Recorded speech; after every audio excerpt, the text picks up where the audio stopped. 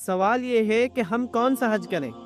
हमने हज का बैकग्राउंड जाना, तारीख जानी और ये भी जाना कि किन लोगों पर हज फ़र्ज़ होता है। पता चला कि हम पे हज फ़र्ज़ हो चुका है, लेकिन हम कौन सा हज करें। सबसे पहले तो आपको जानना पड़ेगा कि हज की कितनी किस्में हैं। तो हज की 3 किस्में हैं। सबसे पहले तो हज इफ़राद यानी कि सोलो हज, हज तमत्तु यानी कि बेनिफिट वाला हज और हज क़िरान यानी कि कंबाइंड हज।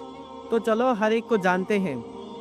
हज इफ़राद यानी कि सोलो हज का ये मतलब नहीं है कि अकेले जाना, बल्कि 2 चीज़ें होती हैं। एक तो होता है उम्रा और एक होता है हज। तो हज इफ़राद के अंदर सिर्फ हज किया जाता है, ना कि उम्रा, और ये सिर्फ मीकात यानी कि हरम की बाउंड्री के अंदर रहने वालों के लिए है, और जो बाहर से आएंगे उनके लिए तो उम्रा ज़रूरी है। तो ये ऑप्शन हमारे लिए नहीं होता। हज तमत्तु और हज क़िरान ये दोनों एक ही चीज़ है, लेकिन हज तमत्तु के अंदर बेनिफिट उठाया जाता है, फ़ायदा उठाया जाता है। किससे?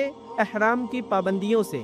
अगर तमत्तु किया तो आप पहले जाके उम्रा करोगे, उसके बाद में एहराम खोल दोगे, आपकी पाबंदी निकल जाएगी, आपको बेनिफिट होगा। उसके बाद में हज के दिन आएंगे, आप फिर से एहराम बांधोगे हज के लिए। और क़िरान होता है कंबाइंड, यानी कि उम्रा और हज के एहराम को कंबाइन करके हम पहनते हैं। यानी कि हम जब दाखिल होंगे तो उम्रा भी करेंगे और एहराम नहीं खोलेंगे यहाँ तक कि हमारा हज पूरा हो जाए। अब हमें इन दोनों में से कौन सा हज करना चाहिए और आप सल्लल्लाहु अलैहि वसल्लम ने कौन सा हज किया, जानेंगे अगली वीडियो में।